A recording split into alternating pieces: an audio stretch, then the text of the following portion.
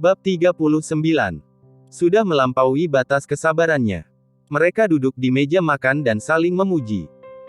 Mike sengaja berlagak di depan Talitha, dia bahkan berbicara dengan membanggakan diri. Setelah semua hidangan disajikan, mereka bersulang lagi beberapa kali dan saling memuji, suasananya sangat meriah. Namun, mereka tampaknya memiliki semacam kesamaan, mereka semua sama-sama melupakan Rocky yang berada di samping. Rocky tidak mempermasalahkan itu, dia memang tidak ingin bergabung dengan sekelompok orang seperti mereka, dia datang ke sini tujuannya adalah untuk mendampingi Talitha. Namun, yang membuatnya terkejut adalah, Talitha tampak anggun, namun tidak disangka kemampuannya minum anggur cukup baik. Setelah meminum 2 gelas anggur Moutai, pipinya agak memerah, namun dia tidak terlihat mabuk. Talitha bersulang untuk Mike, dia mengangkat gelas dan berkata sambil tersenyum, reputasi restoran Gobes telah menyebar jauh dan luas di kota Wasa, ternyata ini memang benar-benar restoran berkelas, rasa semua hidangan ini sangat enak, melebihi level banyak koki bintang 5, aku sangat menyukainya. Baguslah jika kamu menyukainya. Mike awalnya memang ingin menyenangkannya, dia juga merasa sangat senang. Dia telah menghabiskan banyak uang, mengatur perjamuan ini dengan cermat, dan hidangan selama perjamuan semuanya adalah hidangan dengan harga mahal, bahkan di restoran kota Wasa juga belum tentu dapat memakannya. Alvaro menoleh dan tersenyum pada Rocky saat dia sedang senang. Rocky, kenapa kamu tidak makan? Kamu biasanya tidak akan bisa makan hidangan-hidangan ini, hari ini Mike mentraktir kita, kamu bisa mencoba beberapa hidangan lagi dan makan hingga puas. Dia tampak antusias di permukaan, tetapi Rocky bisa mendengar ironi dalam nada bicaranya. Mike mengangkat gelas sambil tersenyum sinis. Jangankan bisa makan makanan lezat seperti ini, takutnya Rocky bahkan tidak memiliki kualifikasi untuk memasuki restoran Gobes. Rocky, bagaimana rasa hidangan-hidangan ini? Alvaro sengaja terus bertanya, aku pikir ini jauh lebih enak daripada hidangan di restoran murahan yang kamu pesan bukan? Lumayan. Ujar Rocky dengan santai, itu bisa dianggap untuk menghormati Talitha. Mike jarang bisa masuk ke restoran Gobes, dia otomatis memiliki maksud untuk pamer, tetapi bagi Rocky, datang ke sini sama dengan pulang ke rumah, tidak peduli seberapa enak hidangannya, itu hanya hidangan untuk satu kali makan dan mengenyangkan perut saja. Sikapnya yang acuh tak acuh membuat Fresco merasa bahwa dia sedang berpura-pura, dia mengerutkan kening, dan berkata dengan mencibir, kalian lihat, Rocky ini sok-sokan, makanan yang lezat seperti ini saja bukan seleranya. Mike juga berpikir bahwa Rocky sedang sengaja pamer, dia mengejeknya dengan dingin, Rocky, di rumah keluarga Liu kamu membeli sayuran dan memasak setiap hari, kamu melayani ibu mertuamu, keterampilan memasakmu pasti sangat hebat. Atau bisakah kamu memasak satu hidangan, dan membiarkan kami mencicipi masakanmu si koki bintang 5 ini? Alvaro dan Fresco tertawa dengan serempak, tatapan mereka penuh dengan penghinaan. Rocky, apakah kamu membeli sayuran dan memasak setiap hari di rumah? Ujar Talitha dengan terkejut. Pantas saja Rocky sejauh ini tidak berkembang, ternyata dia adalah pria yang kesehariannya berada di sekitar kompor, dan melakukan semua hal yang dilakukan wanita. Memikirkan hal ini, tatapan Talitha juga menunjukkan sedikit penghinaan. Seorang pria seharusnya memiliki pekerjaan sendiri dan membangun usaha, tetapi Rocky malah dihidupi oleh istrinya. Mike tertawa, memang demikian, Rocky adalah contoh tipikal dari anak berbakti, jika bukan karena Dewi membantunya dan memintanya untuk datang ke perusahaan sebagai asisten yang melakukan hal-hal sepele, sekarang dia pasti masih menganggur di rumah. Talitha sedikit mengernyit, dia menatap Rocky dengan tatapan yang rumit, dan berhenti berbicara. Namun, ada sedikit kekecewaan melintas di hatinya. Tidak disangka, Rocky begitu pecundang. Rocky tersenyum santai, dia malas untuk mempedulikan Mike.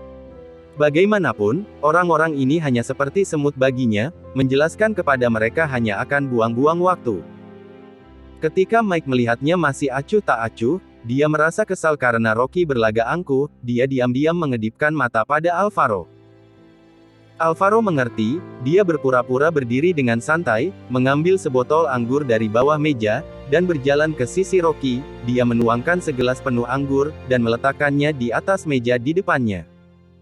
Tuan Rocky, kamu tidak akan memiliki masa depan jika hanya menjadi asisten yang melakukan pekerjaan sepele. Begini saja, kamu bersulang untukku dengan 3 gelas anggur, dan aku akan membantumu mengatur pekerjaan sebagai koki di restoran. Kamu berlatih dulu selama 2 tahun dengan baik, dapatkan sertifikat koki, dan jadi koki bintang 5, gaji per bulan seharusnya bisa 20 jutaan, itu jauh lebih baik daripada melakukan pekerjaan sekarang ini. Mike menahan tawanya, dia berpura-pura serius. Rocky, aku pikir usulan ini cukup baik, keluarga yang juga merupakan keluarga yang berkedudukan di kota Gopo. Mulai sekarang, kamu ikutlah dengan Alvaro, dia adalah teman baikku, dia pasti tidak akan memperlakukanmu dengan buruk. Rocky mengangkat kepalanya dan melirik minuman di atas meja. 1 gelas anggur dapat menampung 175 ml anggur putih, dan 3 gelas hampir 500 ml. Alvaro memegang sebotol anggur impor, dan botol itu penuh dengan liku-liku dengan bahasa asing, tetapi Rocky belum pernah melihatnya sebelumnya. Sekilas dia sudah tahu bahwa itu adalah anggur vodka Balkan.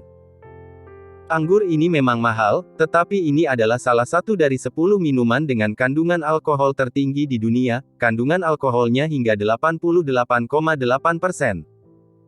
Biasanya digunakan untuk bartending dan dicampur menjadi koktail beralkohol lebih rendah. Jika langsung diminum begitu saja, itu hampir setara dengan minum alkohol. Jangankan 3 gelas, bahkan orang dengan kemampuan minum alkohol yang baik juga tidak akan bisa tahan meminum 1 gelas penuh. Talita biasanya jarang minum anggur, jadi wajar saja dia tidak tahu banyak tentang anggur, tetapi Alvaro dan yang lainnya sudah lama berada di klub malam, bagaimana mungkin mereka tidak tahu sebotol anggur ini memiliki kandungan alkohol yang seberapa kuat. Meminum 500 ml minuman beralkohol yang sebanding dengan alkohol, takutnya itu tidak hanya ingin mencoba membuatnya mabuk, itu sangat mungkin menyebabkan perforasi lambung dan bahkan keracunan alkohol, yang dapat menyebabkan kematian. Rocky sangat memahaminya.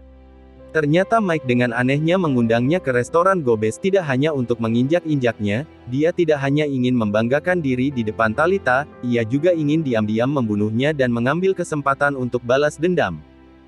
Rocky menatap gelas anggur di atas meja dengan dingin, dia tidak bergerak sedikit pun. Kenapa, Rocky tidak menghormatiku? Ujar Alvaro sambil tersenyum.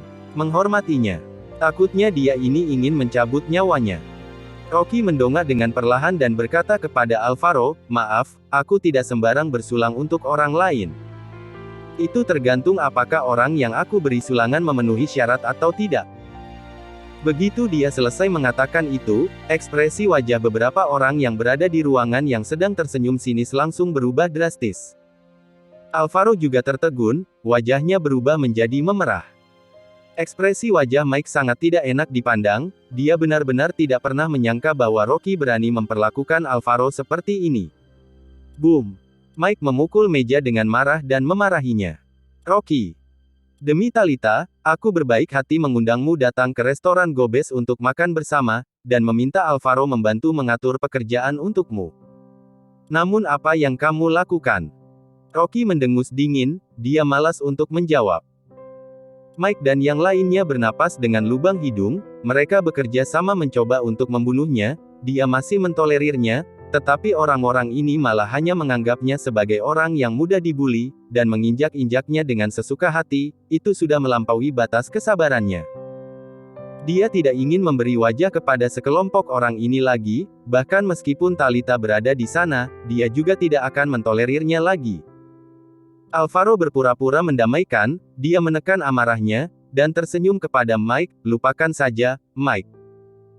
Mungkin Rocky telah memiliki hubungan dengan orang besar, dan dia telah lama tidak menempatkan orang-orang di kota Gopo di matanya, aku juga tidak mampu bergaul dengan orang seperti dia, lupakan saja. Dia memiliki hubungan dengan orang besar. Mike mendengus dingin, jika dia bisa memiliki hubungan dengan orang besar, aku akan memotong kepalaku dan menjadikannya sebagai bola sepak. Demi membantu temannya menyelamatkan martabatnya, Mike menunjukkan kesombongannya yang akan menjadi pemimpin keluarga Liu kelak dan berkata kepada Rocky dengan arogan, Alvaro berbaik hati membantumu mencarikan pekerjaan demi aku, sekarang kamu mempermalukan temanku, jika hal ini tersebar, orang-orang akan mengira keluarga Liu tidak mengerti etiket. Kamu cepat minum 3 gelas anggur ini, lalu minta maaf kepada Alvaro. Bab 40. Peraturan Tuan Clive. Rocky tersenyum dan mendorong gelas anggur ke depan Mike, karena kamu takut malu, maka 3 gelas anggur ini otomatis harus diminum olehmu, kecuali kamu bukan laki-laki dan tidak punya nyali untuk meminumnya. Melihat Rocky memberikan anggurnya kepada Mike, Fresco yang di samping buru-buru membantunya. Rocky, Alvaro memberikan anggur ini kepadamu, kamu tidak ingin meminumnya ya sudahlah, mengapa kamu memberikannya kepada Mike? Alvaro juga merasa malu, dia mencibir dan berkata, tidak tahu diri. Hari ini, jika bukan Mike mengundangmu makan di sini, hanya dengan sikapmu ini, aku akan membuatmu masuk dengan normal, dan keluar dengan digotong, kamu masih berlagak di depanku.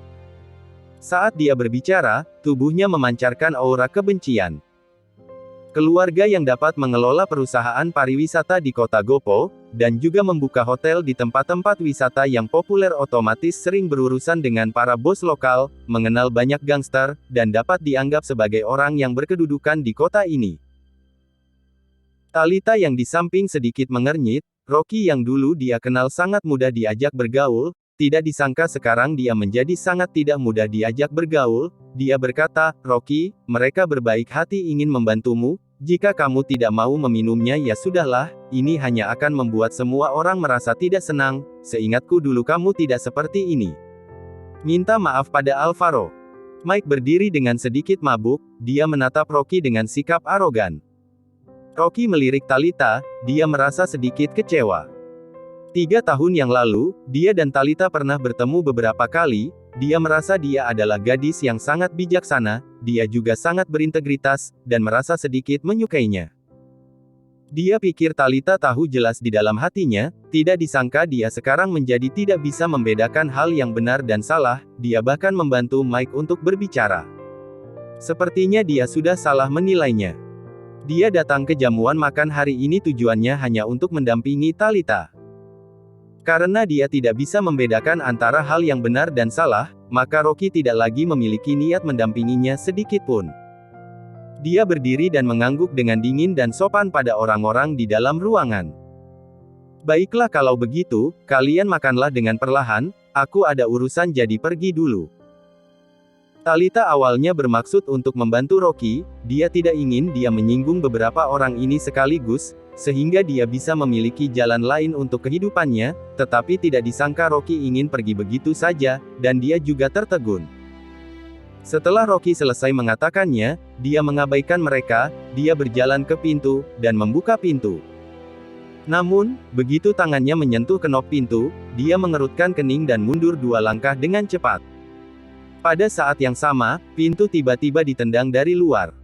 Jika Rocky tidak mundur tepat waktu, kepalanya akan langsung terbentur panel pintu. Rocky mengerutkan kening dan melihat ke arah sekelompok orang yang masuk dari luar pintu. Orang yang berdiri di paling depan adalah seorang pria kurus dan tinggi yang mengenakan setelan Armani dan kalung emas di lehernya, dia berdiri dengan agresif di depan pintu dengan menaruh sebatang rokok di mulutnya. Di belakangnya, ada 7-8 orang pria kekar. Mike berteriak dengan marah, siapa kalian? Sialan, siapa kalian ini? Apakah kalian tidak tahu restoran Gobes tidak menerima tamu hari ini, bagaimana kalian bisa masuk? Pria kurus itu sama sekali tidak mempedulikan Mike, dia memotong perkataannya dengan galak, dan ekspresi wajahnya tampak mengerikan. Ekspresi wajah beberapa orang di ruangan itu tiba-tiba langsung berubah, dan Mike juga terkejut, mengetahui bahwa pihak lawan tidak mudah untuk disinggung, dia dengan cepat mengubah cara bicaranya dan berkata dengan sopan, apakah kamu adalah manajer di sini? Kami adalah tamu terhormat di restoran Gobes. Jika tidak percaya kamu tanyakan. Orang sepertimu, apakah pantas untuk dikatakan, tamu terhormat? Pria kurus itu mencibir, tatapannya menunjukkan penghinaan yang mendalam, tamu terhormat kami hari ini bukan kamu. Wajah Mike memerah, dia membela diri dan berkata, aku sudah memesannya sebelumnya, jika kamu tidak mengerti, coba tanyakan saja kepada atasanmu. Pria kurus itu mengerutkan keningnya, tatapannya menunjukkan kegalakan, dia membuang puntung rokok di mulutnya, dan memotong perkataannya, "Sialan, kamu bilang aku tidak mengerti." Dia mencibir, dan berkata sambil tersenyum pada pengawal di belakangnya, "Anak ini tidak tahu diri, beri dia pelajaran." Seorang pria kekar yang memakai baju kaos hitam yang berdiri di belakangnya mengangguk, dia melangkah ke depan, dan langsung menamparkan wajah Mike dengan ganas. Bak! Sebelum Mike sempat merespons, dia sudah dipukul hingga terhuyung dengan rasa sakit yang membara di wajahnya. "Apakah sekarang kamu sudah mengerti?" Pria kekar itu berteriak. Mike juga merupakan tuan muda yang dimanjakan, bagaimana dia bisa menanggung rasa malu dipukuli di depan teman-temannya dan Talita, dia marah dan berteriak, "Apakah kamu tahu siapa aku?" Bak! Pria kekar itu menamparnya lagi, dia menamparkan pipi kanannya, dan berteriak dengan galak, "Apakah kamu buta? Berani-beraninya kamu menunjuk Tuan Clive." Kemudian dia menamparkan Mike 4 kali di pipi kiri dan kanan, itu membuat sudut bibirnya berdarah, kedua pipinya memerah dan bengkak. Adegan yang ganas ini membuat beberapa orang yang berada di ruangan melihatnya hingga tercengang, dan terdiam. Ketika mendengar kata Tuan Clive, ekspresi wajah Alvaro dan Fresco sedikit berubah pada saat bersamaan, ada sedikit ketakutan muncul di mata mereka. "Apakah kamu sudah mengerti sekarang?"